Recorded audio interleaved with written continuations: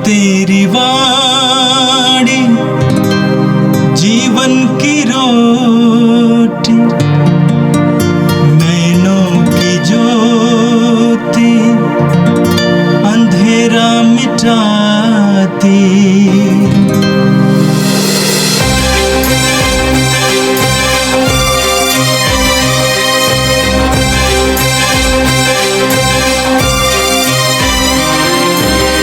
प्रभु तेरी वाणी जीवन की रोटी, नैनों की ज्योति अंधेरा मिटाती।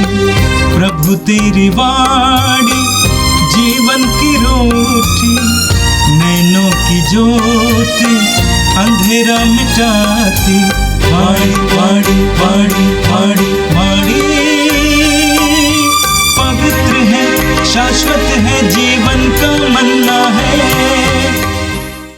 5 अप्रैल मंगलवार। पहला पाठ गणना ग्रंथ अध्याय 21 पद संख्या 4 से 9। पाठ का मूल अंश है, जब किसी को सांप काटता था तो वह कांसे के सांप की ओर दृष्टि डालकर अच्छा हो जाता था। यात्रा करते करते लोगों का धैर्य टूट गया और वे यह कहते हुए ईश्वर और मूसा के विरुद्ध भुनभुनाने लगे, आप हमें मिस्र देश से निकालकर यहाँ मरुभूमि में मरने के लिए क्यों ले आए हैं? यहाँ ना तो रोटी मिलती है और ना पानी, हम इस रूखी सूखी भोजन से उब गए हैं। प्रभु ने लोगों के बीच विषैले सांप भेजे और उनके दंश से बहुत से इस्राएली मर गए। तब लोग मूसा के पास आए और बोले, हमने पाप किया है, हम प्रभु के विरुद्ध और आपके विरुद्ध भुनभुनाए। प्रभु से प्रार्थना कीजिए कि वह हमारे बीच में से सांपों को हटा दे।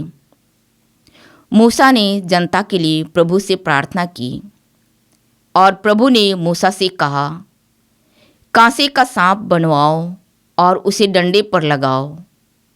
जो सांप द्वारा काटा गया वह उसकी ओर दृष्टि डाले और वह अच्छा हो जाएगा। मूसा ने कांसे का सांप बनवाया और उसे डंडे पर लगा दिया। जब किसी को सांप काटता था तो वह कांसे के सांप की ओर दृष्टि डालकर अच्छा हो जाता था। यह प्रभु की वाणी है। संत यूहन्ना के अनुसार प्रभु यीशु का पवित्र सुसमाचार 8वां अध्याय पद संख्याएं 21 से लेकर 30 तक। यीशु ने फिर लोगों से कहा, मैं जा रहा हूँ, तुम लोग मुझे ढूंढोगे, किंतु तुम पाप की स्थिति में मर जाओगे। मैं जहाँ जा रहा हूँ तुम वहाँ नहीं आ सकते। इस पर यहूदियों ने कहा, कहीं यह आत्महत्या तो नहीं करेगा? ये तो कहता है, मैं जहाँ जा रहा हूँ तुम वहाँ नहीं आ सकते। यीशु ने उनसे कहा, तुम लोग नीचे के हो, मैं ऊपर का हूँ। तुम इस संसार के हो, मैं इस संसार का नहीं हूँ। इसलिए मैंने तुमसे कहा कि तुम पाप की स्थिति में मर जाओगे।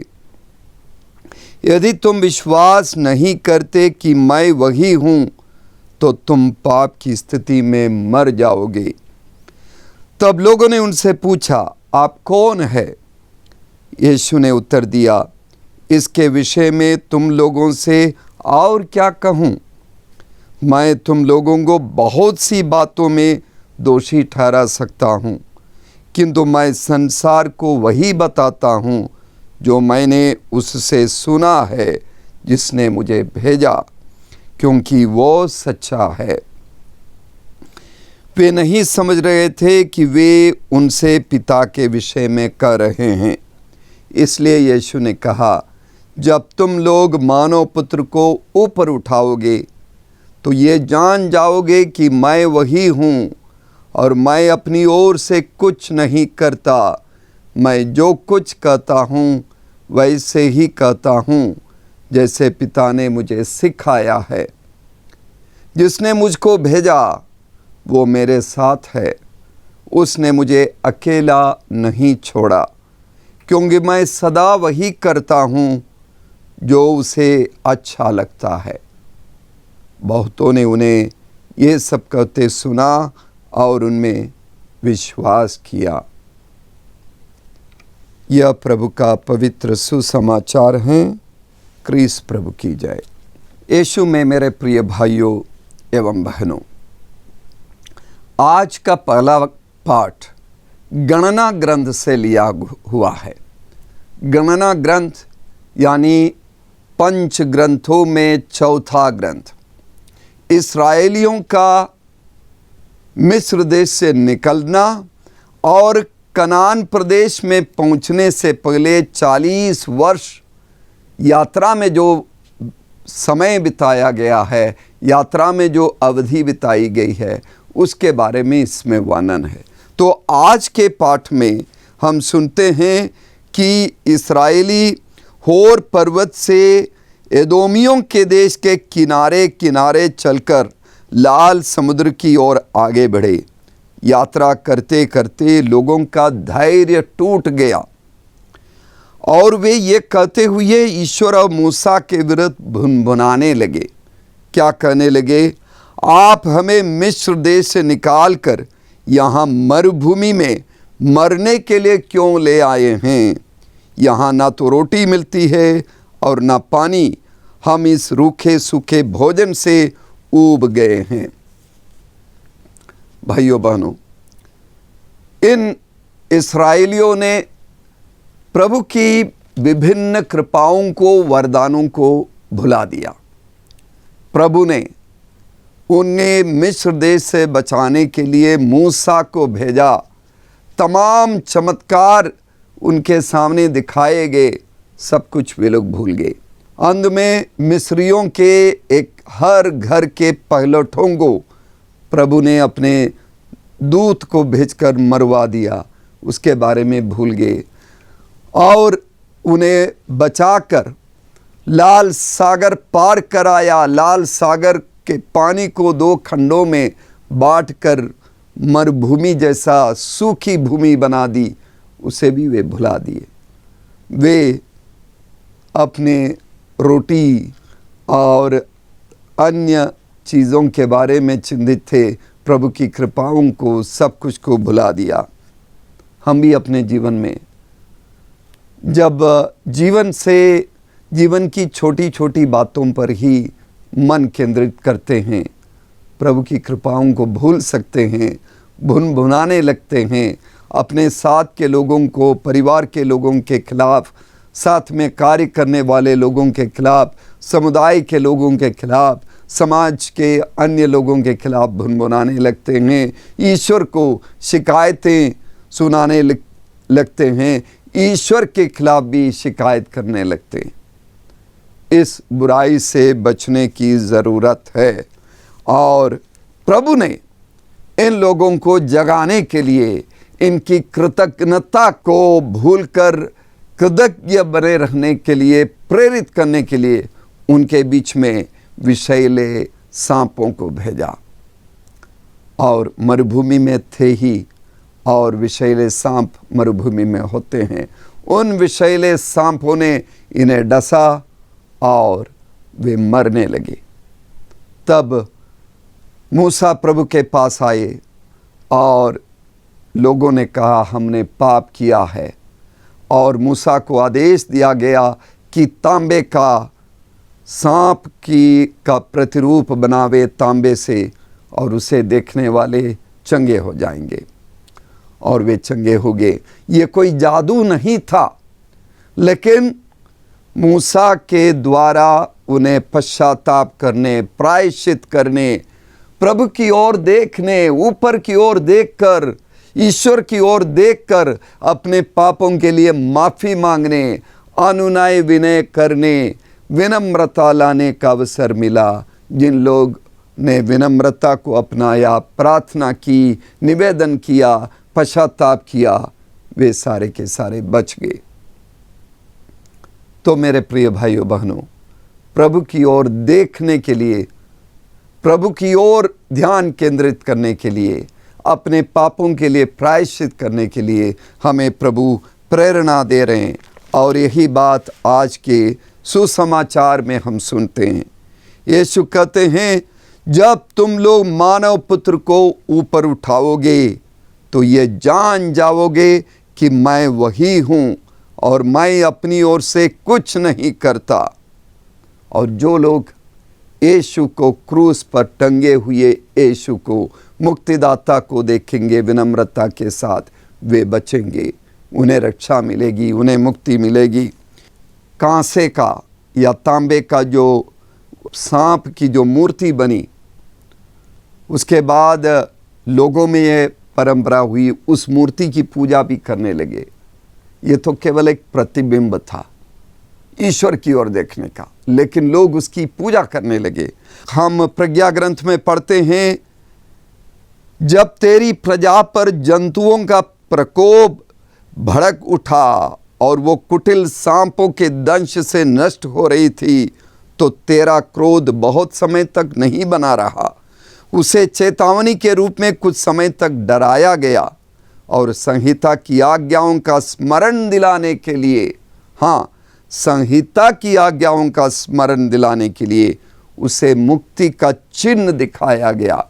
ये मुक्ति का माध्यम नहीं था, मुक्ति का मात्र एक चिन्ह था। जो उस चिन्ह की ओर अभिमुख हुआ, उसकी उस दृश्य द्वारा नहीं बल्कि तेरे सबों के मुक्तिदाता द्वारा रक्षा हुई। इसे ध्यान रखने की ज़रूरत है।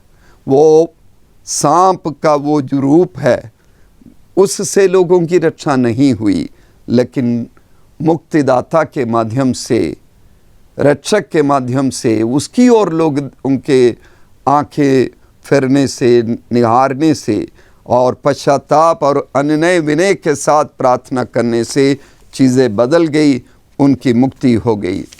यूहन्ना हमें याद दिलाते हैं कि जिन इस्राएलियों ने कांसे के मूर्ति को नहीं देखा और वे सब मर गए, और उसी तरह यीशु इस दुनिया में हमें जीवन देने के लिए आए, और जो यीशु की ओर देखेंगे वो हमें प्रकाश देंगे, सत्य हमें देंगे, जीवन देंगे, ईश्वर की महिमा देंगे।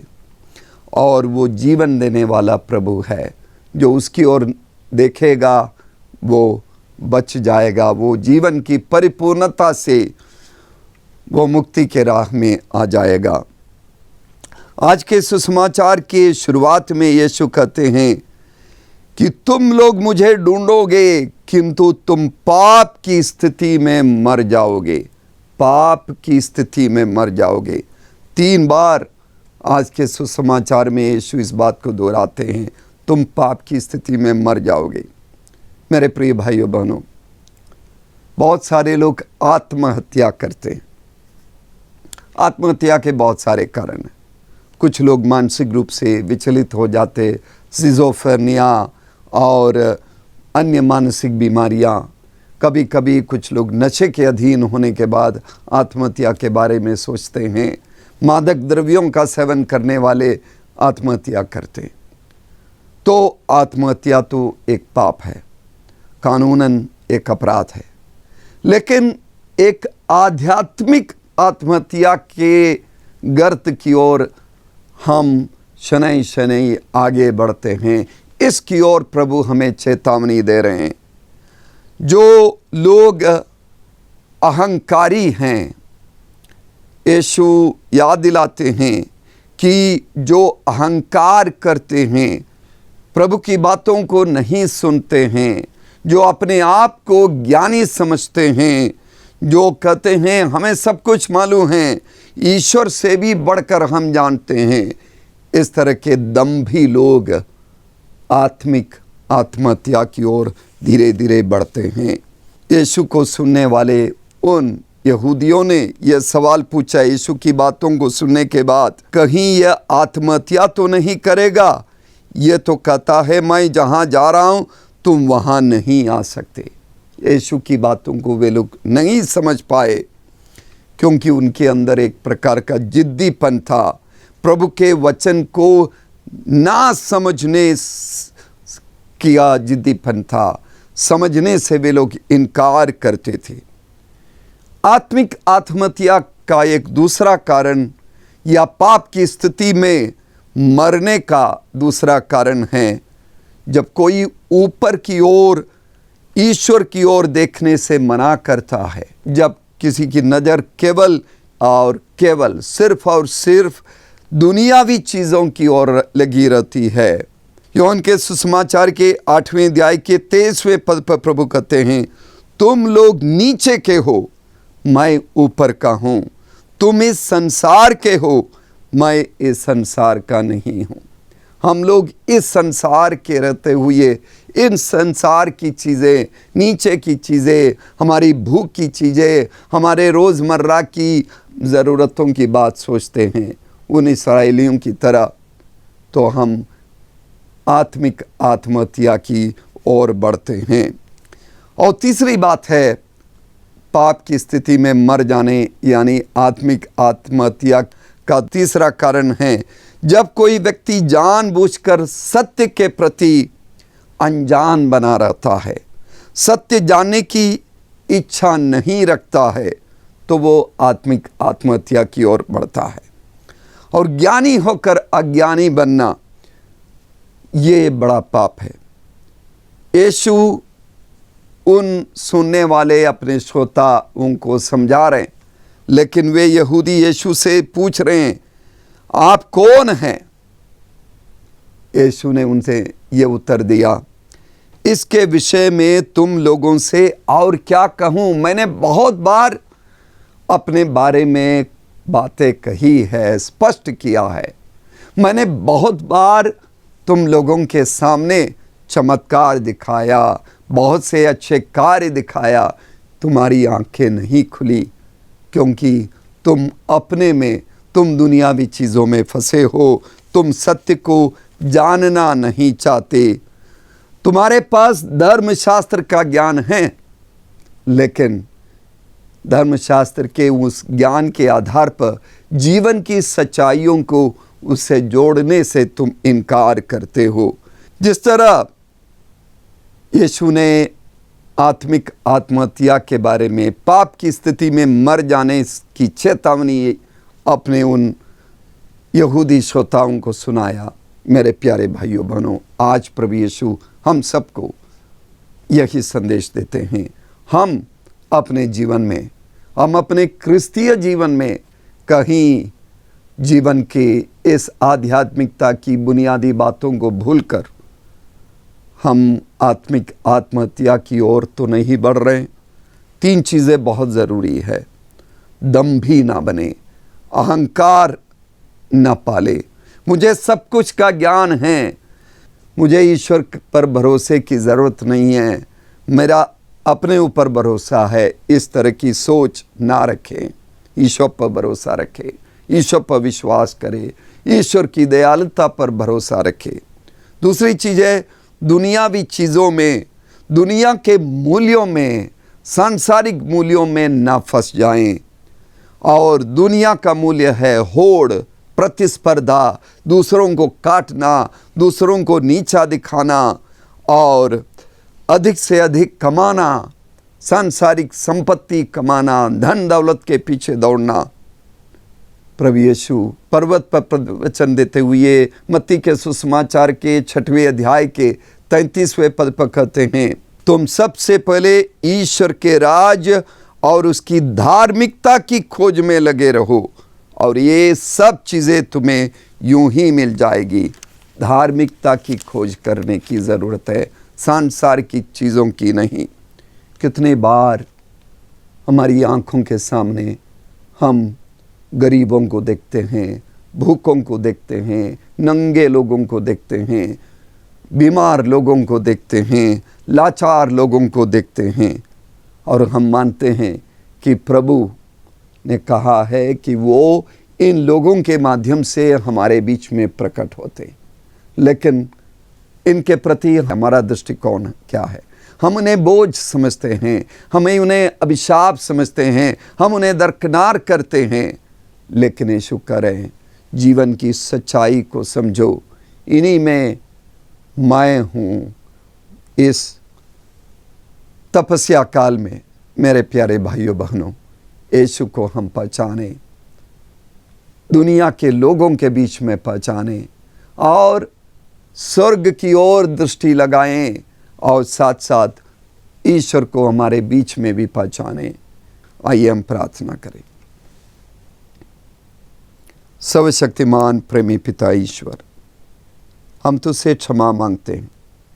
हमारे अंदर हमारे विश्वास के कारण, सांसारिकता के कारण, हमारी गलत सोच के कारण जो भी पापमय अहंकार है, हमारा जो दंभ है, जो हमारा जो गलत झूठा अभिमान है, प्रभु हमें क्षमा दे, हमें विनम्रता दे और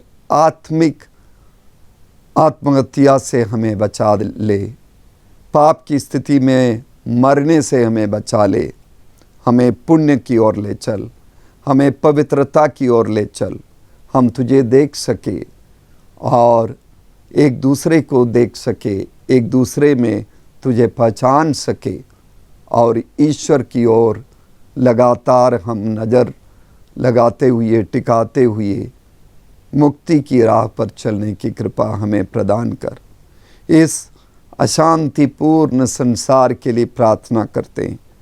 इस संसार की सांसारिकता, युद्ध, लड़ाई, झगड़े और प्रतिस्पर्धा की बातों को तुझे तेरे चरणों पर रखते हैं। प्रभु, दुनिया के लोगों की गलत विचारधारा को तू बदल दे और प्रेम, शांति, भाईचारा, तेरे सुसमाचार की बातें, आध्यात्मिकता और मुक्ति की राह पर चलने की कृपा प्रदान कर। ये प्रार्थना करते हैं क्रिस्त हमारे प्रभु के द्वारा, आमीन। प्रभु तेरी वाणी जीवन की रोटी, नैनों की ज्योति अंधेरा मिटाती। वाणी वाणी वाणी वाणी वाणी पवित्र है, शाश्वत है, जीवन का मन्ना है।